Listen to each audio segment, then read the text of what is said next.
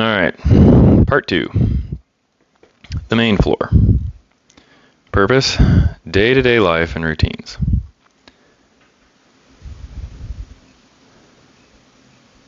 Start by exploring the answer to this question. What does the main floor feel like? Open, light, airy, calming, relaxing, heavy, overstimulating, safe, unsafe, hostile, sad, lifeless.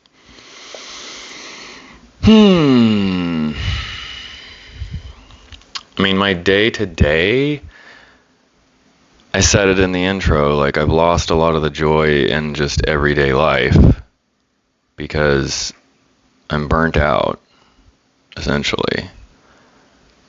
I'm burnt out of life in general is how it feels, and it's not really fair to say that.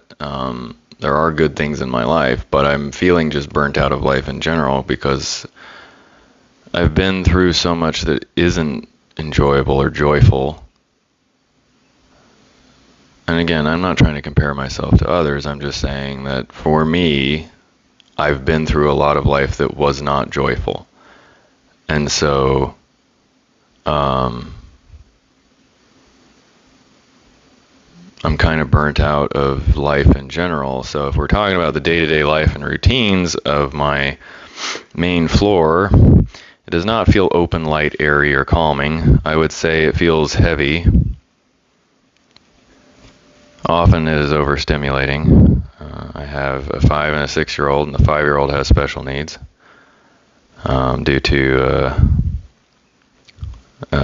tethered cord that he had, which is where your spinal cord is stuck in fat tissue, and it's very painful. And we had to get him surgery for it, and it was a battle to get him the surgery. My wife did a lot of that heavy lifting. She has the medical background to even understand and research what was going on. Plus, she'd seen a kid with tethered cord before, so she had more knowledge of it than I did. And either way, though, it was an ordeal trying to get him the surgery. But we finally got him it, and he's recovering, but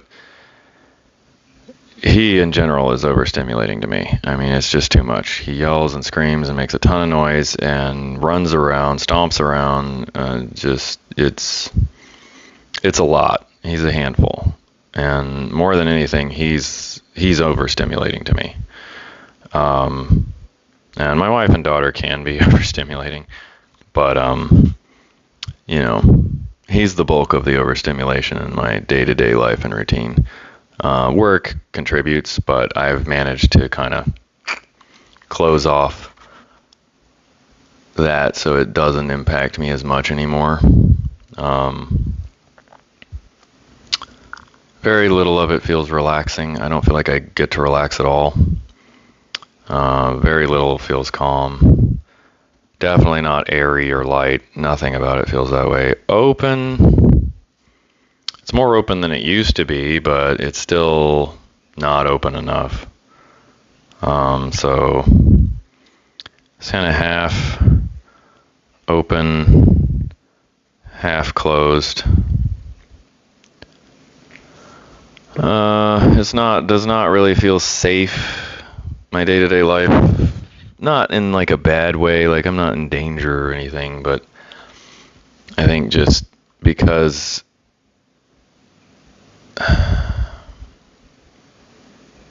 of the overstimulation, because I get overwhelmed by it, it doesn't feel safe. I don't know that it feels unsafe. It just doesn't feel safe. So it's somewhere in between. I don't know that it feels hostile necessarily. I think that's a little too strong. There is definitely some sadness and lifelessness in it. It does not feel full of life. It feels a struggle to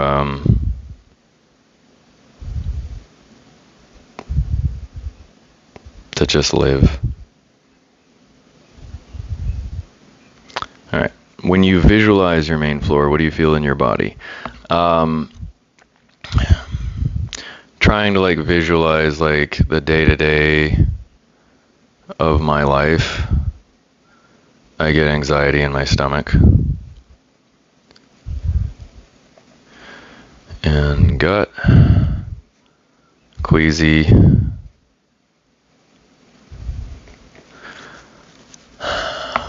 kind of swirling feeling in my stomach.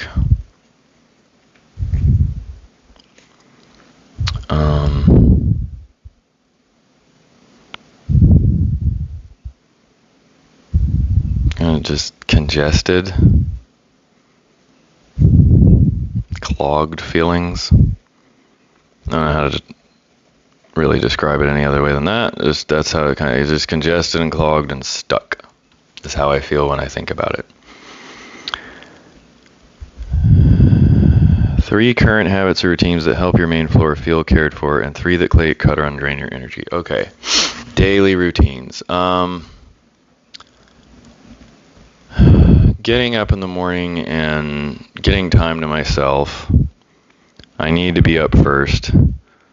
I need to get up early and be alone. That if I do that, if I get up before the rest of the family gets up and have alone time where I have time to myself to just try and get started with the day, that helps it feel cared for. Because if I don't, I start the day just chaotically, frantically trying to get things in order. I hate sleeping in and waking up late because of that, because then I feel like I'm starting the day on the back foot.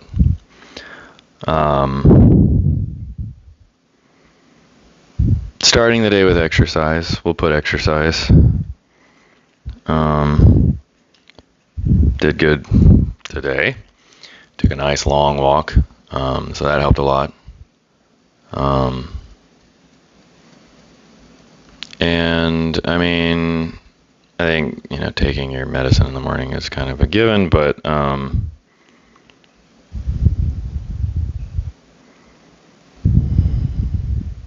I do well going outside.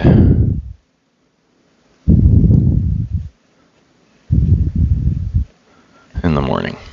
There's just stepping out even for just a few minutes. And normally that's just taking the dog out to pee or whatever and feeding her, but just getting outside of the house and breathing. So those are kind of the routines that do make it feel cared for. I was trying to think if there was anything that I do every day in the afternoon that really, helps with that. I mean, there are a few things, but most of would fall into these 3 things. Getting good exercise, which I try and exercise twice a day, so that sort of covers that. But really, the start of the day for me is the key. If it starts poorly, I have a really hard time keeping things good.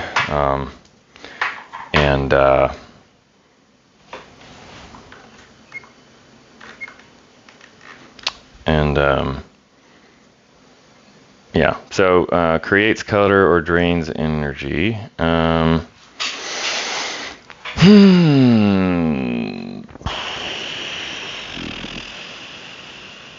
So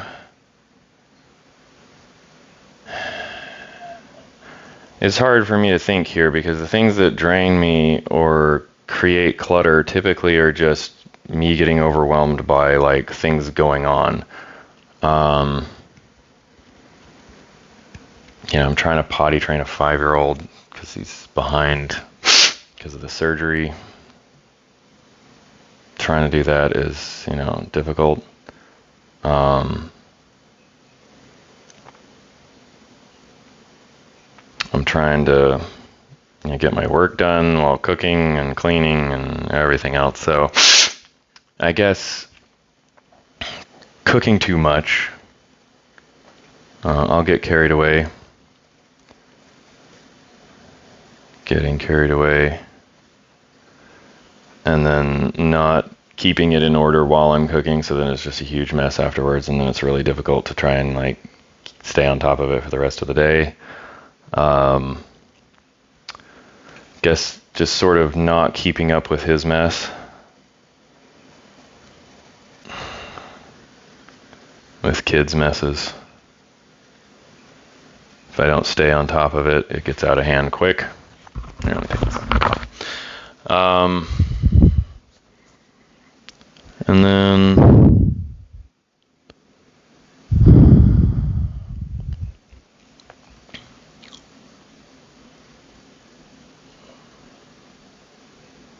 I've been pretty good about keeping up with most of the self-care stuff, like, teeth and showering daily, and I haven't really had that as a problem lately, but certainly if I don't do those tasks, I can end up behind. But getting frantic or panicky in general, let's just put that. Frantic or panicky. All right. All right. So here we go. Now it's time to map out, draw, illustrate your main floor. Abstract example below. Master bathroom, closet, bedroom, closet, bathroom, closet, bedroom. Okay. This is an example. The master bathroom might have shame, guilt, grief, worries, body insecurity, purging, nourishment. No way, nourishment is in the bathroom. I'm not sure on that one. Closet, all the masks needed to leave. The bedroom. Bedroom has the tools you need to create in this room. Bathroom, space you keep to purge and nourish self with safety and is shared by others and guests. Bathroom, closet, armor to leave all in the bathroom, needs for safe purging and nourishment.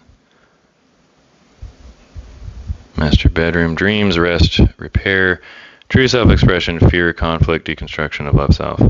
Okay, she's got a bunch of different bedrooms and bathrooms that could include like all of these things, it looks like, so that's fine. I mean, everybody's floor is different. I mean, I'm assuming here, some people would keep some of things in some things, some in others, so that's fine. Kitchen has nourishment, safety, love, survival, coping structure, shame, guilt, fear, creation. Okay, so just trying to think, like, mine's going to be more basic, I think. I'm not going to have that many different rooms. I don't really compartmentalize it that well in my head. So for me, let's just draw out the house. So in the master bath, so we'll just say the main bathroom where like I shower and do like, so that would be like care,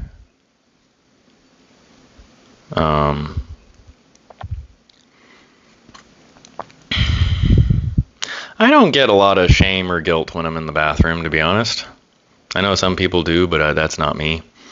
And I don't do a whole lot of crying in the bathroom, to be honest. So grief is not something that I go to the bathroom for. That's more something I just like walk off on my own. So that would be more like a closet or laundry room where I would just kind of disappear to be away if I don't want to be around people while I'm trying to grieve or something. So we'll put that down here. So laundry. And that's kind of a purge, grief.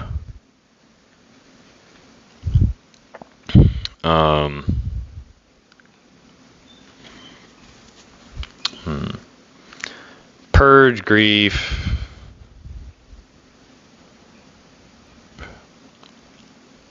shame, certainly. Go off on your own to think about things you're ashamed of, at least I do. I'm not sure where I feel body insecurities, because I don't really do a lot of that. That's probably a master bedroom type thing, because usually I only feel the body insecurities when like I'm being intimate with the wife. So we'll do master bedroom. Master bed. That would be body insecurities, which I'm getting better with that. Eating healthy and exercising, I've dropped like nearly all the fat off of my body. For whatever reason, I feel peaceful. And even when I was fat and drinking, like it didn't bother me that much to go in the bathroom for whatever reason. Like, I don't know, I feel safe there. So I'll just put safety. Because that's a feeling I have about the bathroom in general. I feel safe in the bathroom. I have the door locked. Nobody can come in and bother me. Nobody can come in and shame me. So I can kind of look at myself more honestly in the bathroom. So that one feels safer. But in the bedroom, definitely, especially if we're being intimate, I guess the bedroom needs to be a little bit bigger. Definitely that's where I would feel the body insecurities. I don't dream about like what I want in life in the bedroom though, which is interesting. I mean, I dream in bed, but I don't like fantasize about what I would love to do in life in the bedroom really at all. I usually do that outside, funny enough. I think when I'm in the house, I'm too distracted by what I need to do, and I get in doing mode, and I'm not in being mode where I would be daydreaming unless I'm disassociating. That's more of a living room couch thing if I'm inside, to be honest. So let's add that. So this is living room, and we'll put dreams in here, because if I'm not outside dreaming, it would be the living room where dreams happen mostly. Master bedroom does have fear. Mainly just fear that I'm going to fuck something up with the wife and say something stupid So there's definitely some conflict between us that is in there in my head. I think of it as the master bedroom anyway, because that's kind of where the conflict happens for me. And I'm kind of physically and mentally mapping this out. I don't know if this is the right way to do it, but this is just how I'm going to do it because it's what makes sense to me.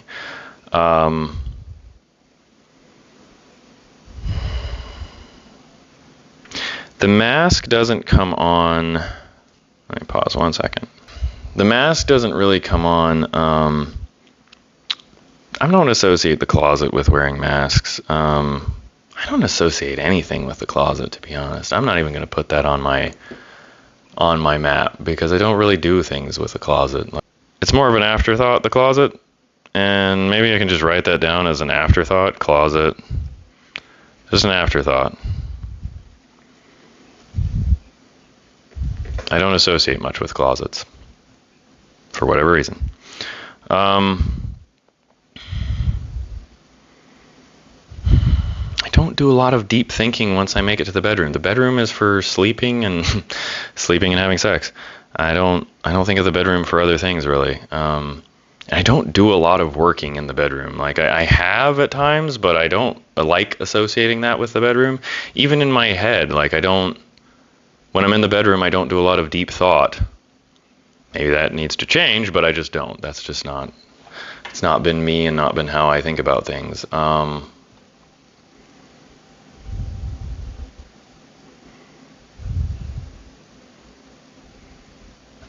So I would just say peace is in the bedroom, sleep,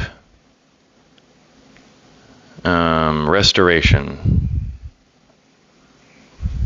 That's what I associate with the bedroom, even in my head. If I disassociate and I imagine I'm in bed, then those are the thoughts and feelings I'm having mostly. Living room would be for dreams, for creativity, for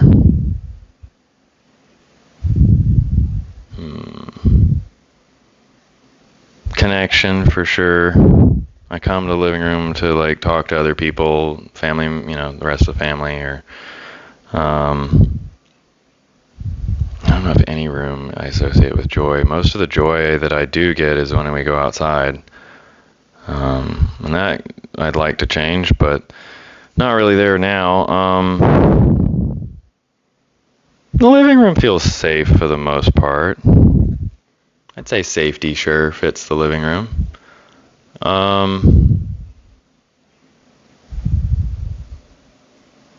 I don't feel as safe in the master bedroom as I do in the living room or the bathroom, though, so keep that.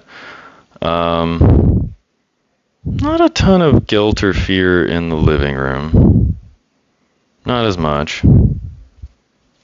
Definitely guilt and fear in the master bedroom. I already have fear. Guilt, we'll put that one in there. This needs to be fixed on page 3. I don't see that.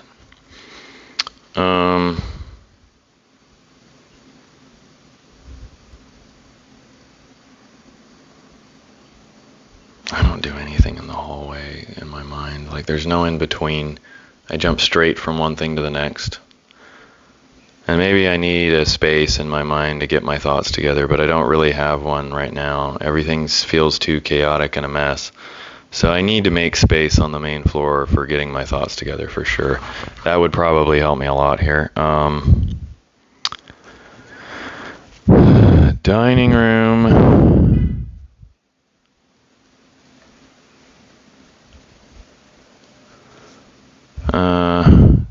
Definitely nourishment there for sure. I do most of the eating in there or in the kitchen. So those are kind of a combo. So we'll do kitchen. Nourishment is there for both. Love. I mentioned in my opener that cooking and feeding others is my love language. I don't cook for myself, and that is a kind of an issue. I don't express self-love through cooking for myself. I don't care about what I eat as much. What I'm eating is mostly the fuel to keep me going, and that's not a healthy way to live, but I only really cook for myself when I'm making food for others that I'm going to eat with them. And I don't really give much thought to the food I'm eating when I'm by myself. I just make sure it checks the boxes to fill me up and give me what I need. But I express a lot of love in the dining room and kitchen because that's one of the ways I show it. I've gotten really good at cooking a lot of stuff. And there's a lot of joy in both rooms. Joy when I see others enjoying my food. A lot of satisfaction in that. I'll put that on here.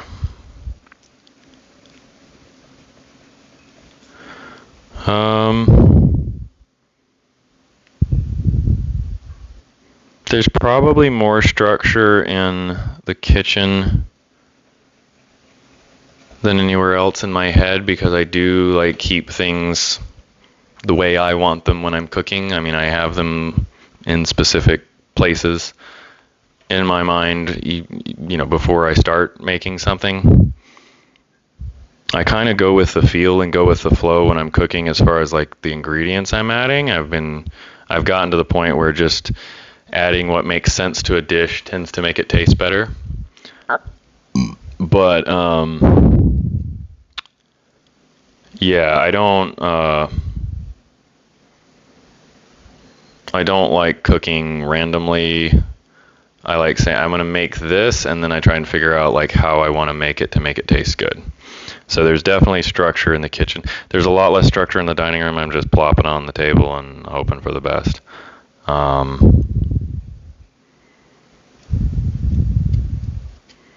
For sure. The closets are chaotic in my head. That's a good realization. That I stuff things in the closet to just get it out of the way. And that's not really a good way, physically and mentally I do that. I'm a bottler. So the closet in my head kind of is the place that the bottles go. Bottle something up, stick it in the closet, forget about it. And that's not healthy, but it's what I do. So this is the current house, not how I want it to be.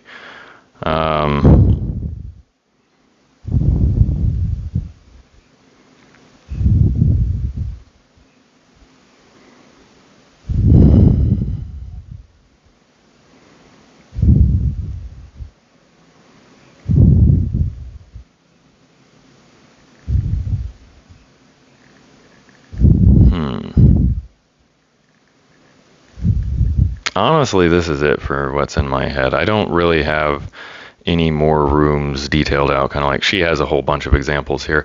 I don't really do that. Like I said, I don't compartmentalize very much. It's just kind of big chunk sections of the house, and that's it. But I'm also I've lived in a big house and I didn't like it. There were just rooms I never went into because I didn't care. I don't need tons of extra rooms and extra space in my physical house, and I don't want tons of rooms and extra space up here. So I think this is about what I would do for my main floor map. All right, I'm going to go ahead and pause before I do the reflection, and I'll be right back.